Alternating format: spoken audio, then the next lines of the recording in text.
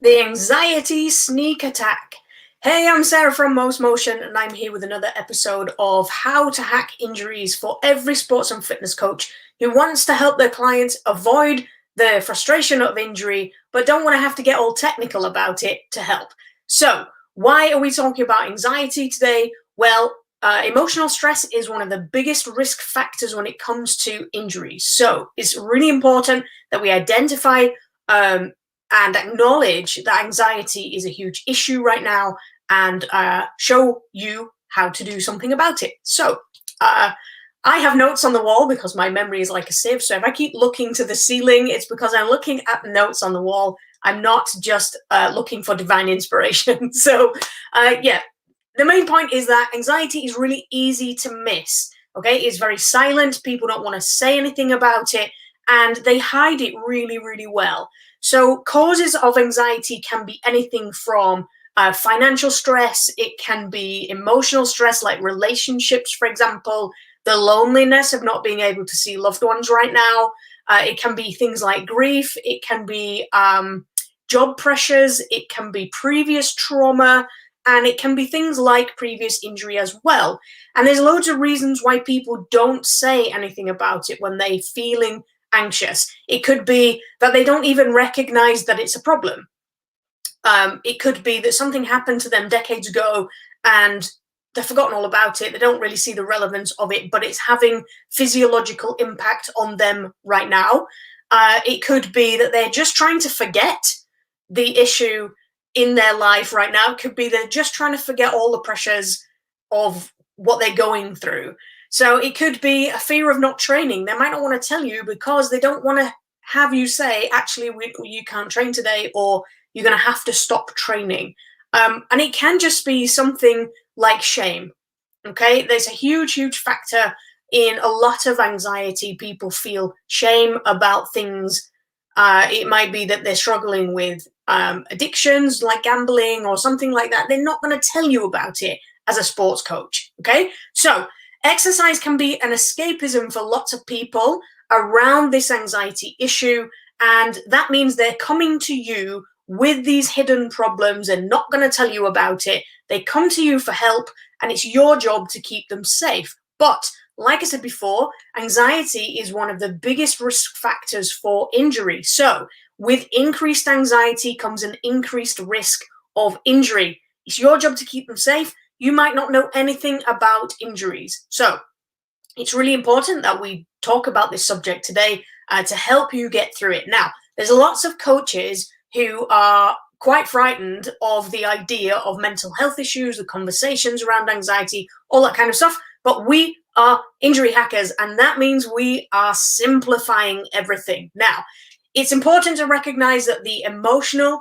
and the physical aspects of your human being clients cannot be separated. Okay, that means that increased anxiety will decrease the amount of joint movement they have because the muscles all tighten up and they can't move as easily. But in the same way, if we increase their ability to move their joints, we can decrease their anxiety. So an example of this would be clients that used to come to me for treatment. I used to do hands-on soft tissue treatments. They'd come to me for treatment and they'd see them sitting there telling you about their issues, about their symptoms that they were having, and they're just looking around, they can't sit still, they just feel really agitated.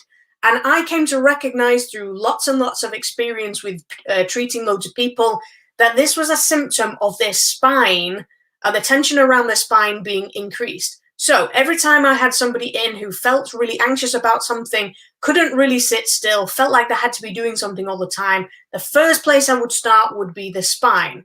And I would do what I call a roll test. So the person would be laying on the table, I'd take hold of their foot and I would roll it to see how much hip movement they had.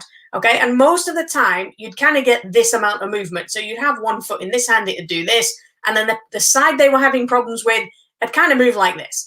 So the decreased amount of movement that you get through anxiety is huge.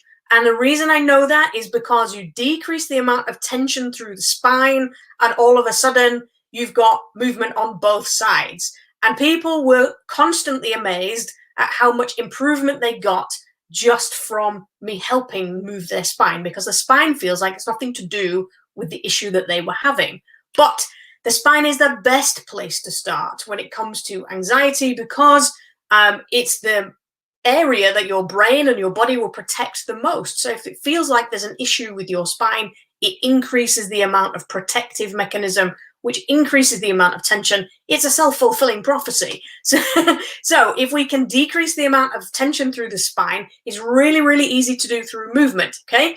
There's 4 things that you can do as a fitness coach to help with anxiety and lack of spinal movement, okay? 1 is focus on the extension and rotation of the spine, okay? There's areas that are, lots of times are looked over or they're missed when we come to focusing on sports and fitness. So you can do that. The second thing is to limit the intensity of exercise for people right now who are feeling excessive amounts of anxiety or have had increased anxiety because of the situation that the world is in right now. So the third thing is to add play into your session, because laughing and having fun and being curious is what helps to decrease the amount of anxiety in your people. So I'm not talking about messing about just for the sake of it. You can add playfulness with the directions of movement, and you can get people to have fun high-fiving and doing things like this, and playing games. Go back to the games that you used to play as a kid with the warm-ups and stuff like that. Just add something in that's fun. You can do that with a warm-up. You can do that with a cool-down. You can do it using your coaching integrity, okay? You don't need me to explain that to you. So the fourth thing is to watch your language, okay? Because right now, if people are feeling excessive amounts of anxiety, that's emotional stress, okay? The body cannot tell the difference between emotional stress and physical stress. It is just stress. So if you're adding intense exercise and you're adding the words should and things like that, you're giving people the sense that they might be doing it wrong, which adds to their anxiety. So you've got increased anxiety from their life in general. You've got increased anxiety or stress from the amount of physical intensity that you're giving people. And then you're adding things like the word should, which gives them the sense that they're feeling like they're doing it wrong, which adds more pressure. Okay, so we can take all that out and we can make things a little bit more fun, a little bit more relaxed, and that will help to decrease the anxiety as well as increasing their joint movement. Okay, so double whammy.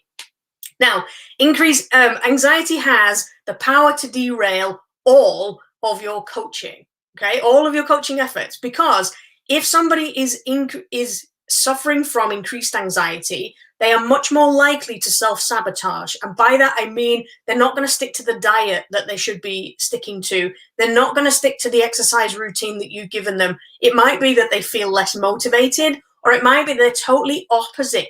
They could be overly motivated, so they're not resting when they should, and things like that. So that anxiety can have a huge impact on somebody's behavior, somebody's motivation, and it can really knock their self-confidence as well, because they have this negative attitude towards I can't do this, or I'm not good enough, or something like that. It can really knock their self-confidence, which can really impact their progress with you. So when you know simple coaching tricks like we just discussed about how to deal with these issues, then you don't have to dig into the really uncomfortable conversations about anxiety and mental health and things like that. We know ways around it without actually talking about it. So the anxiety sneak attack is no match for us as injury hackers. And if you like this kind of insight, if you like this kind of content, then make sure you come and join us in the Facebook group. We're at injuryhackers.com. You can come and join us, and you can link up with like-minded coaches who are all looking for this kind of insight, this kind of leverage to ramp up their coaching skills and really deliver something unique and more effective to their clients. So I'm Sarah from mostmotion. Thanks for watching, and make sure if you like this video, just click the likes, comment below, let me know your thoughts, and don't forget to share it with your friends. Thanks for watching. I'll see you again next time.